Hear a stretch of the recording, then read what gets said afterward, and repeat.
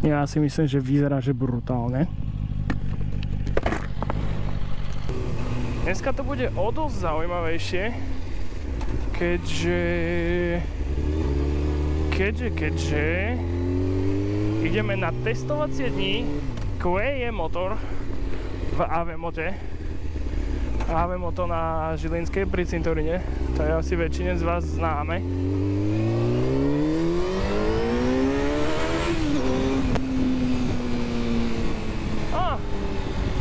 Dal som na motorku sériový výfuk,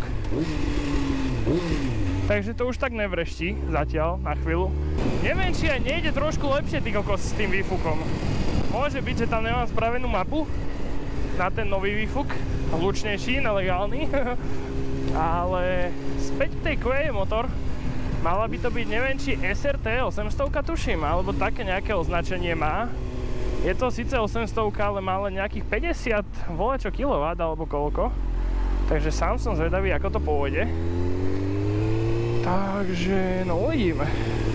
Ale je to v podstate atrapa Ducati Panigale, taká čínska panigálka. A strašne sa mi páči, akože už som pri nej bol, keď ju mal Andrej v šope. Ale oproti mojej postave, keďže mám 190 cm a 100 kg, vyzerám jak tuleň, tak strašne maličký bol ten Super Sport oproti mojej.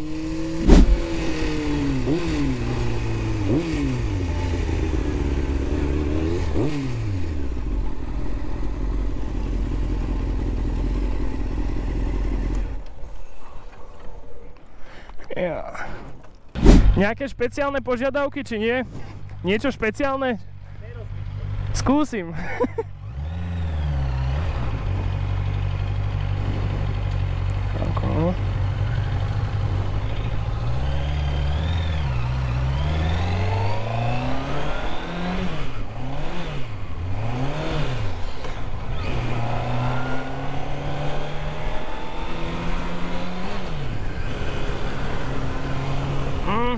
Akože úprimne, zatiaľ mi to pripomína viacej šport ako Super Šport, keďže sedím proste taký vyrovnanejší.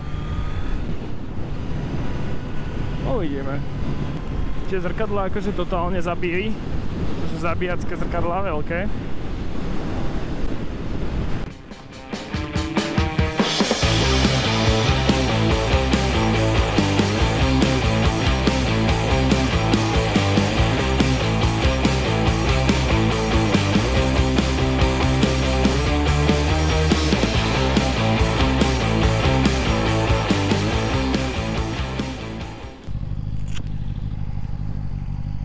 Ja si myslím, že vyzerá, že brutálne.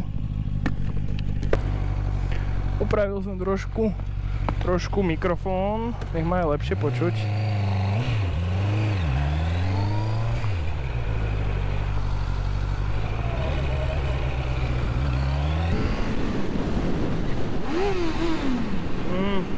Tento sériový zvuk so všetkými katmi, není to úplne hončo. Ale musí vyzerať brutálne, ty kokos. Neviem, asi ja na nej vyzerám jak prasa, ako som avizoval. Ale toto... Vôbec si inak úplne neuvedomujem rýchlosť. Na mojej ju proste cítim, počujem. Ale tu voľako neregistrujem, že idem nejako rýchlo alebo voľačo.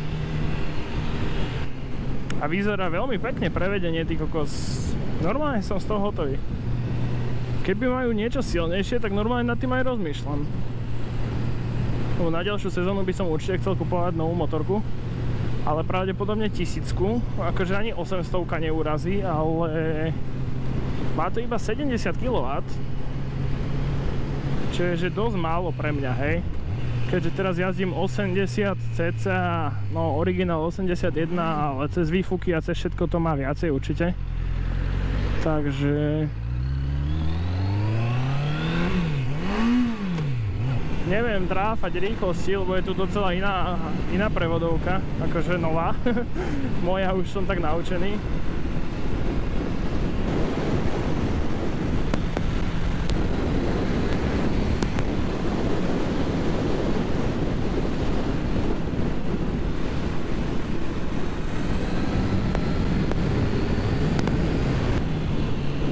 páči sa mi to.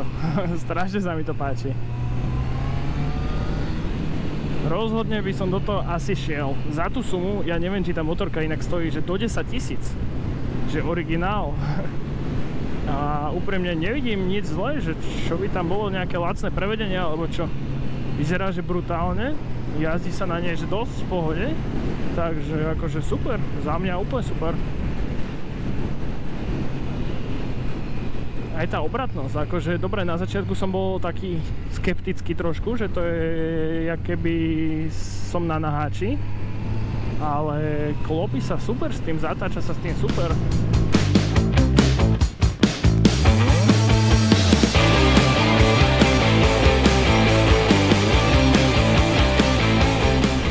No môžem povedať, že zrýchlenie to má asi väčšie jak moja Honda. Aj na štvorke tá odozva po plyne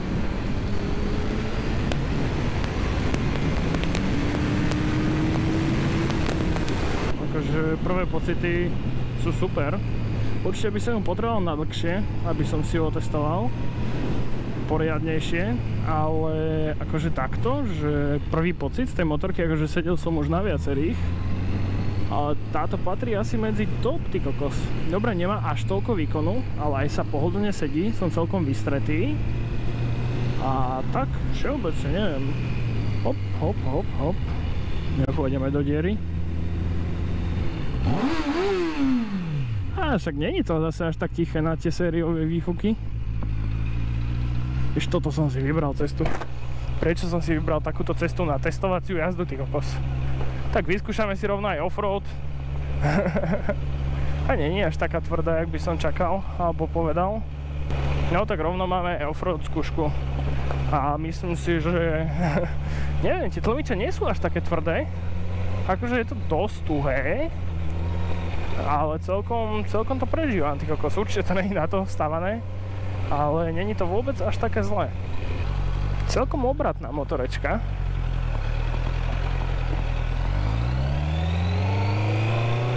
Jaj bože, toto je cesta. Hlavne to nepoložiť, lebo to bude drahé. Akože prijel by som ju. Aj padnutú. Určite sa nejako dohodneme. Zálohu nech si nechá, ja si ju nechám. Bože, furt len trafa ten neutrál. Ja mu nechcem uhnúť. On mi uhne, ježiš, to je zlatý chalan. Díky moc. Zlatý ujo.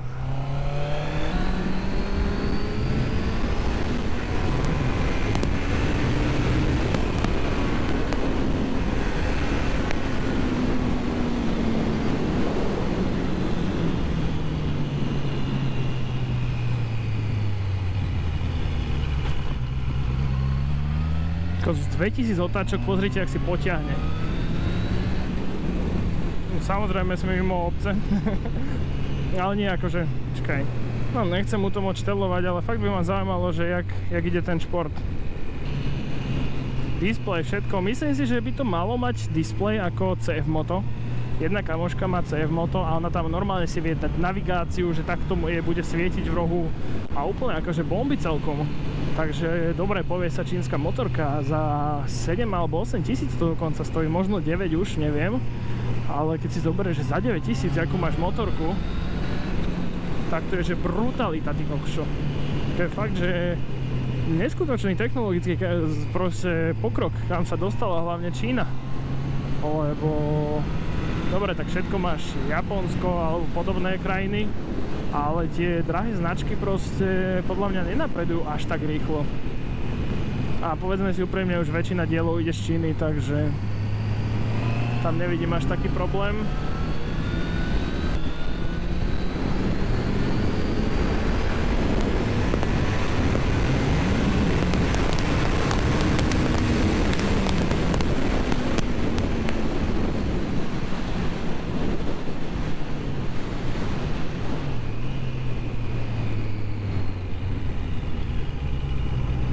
Akože brutalita.